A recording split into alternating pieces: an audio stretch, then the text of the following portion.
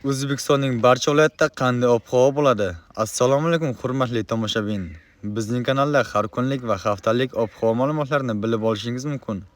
Buning uchun kanalimizga obuna bo'lib, bir dona like bosishni unutmang.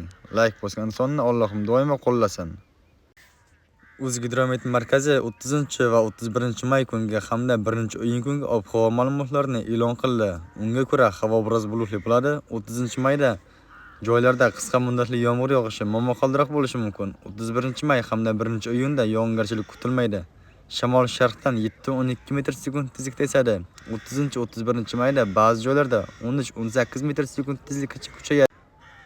Chang to'zonlar bilan kuzatiladi. Harorat kechasi 13-18 daraja, kunduzi 29-mayda 23-28 daraja, 31-may hamda 1-iyunda 28-33 darajagacha ko'tariladi.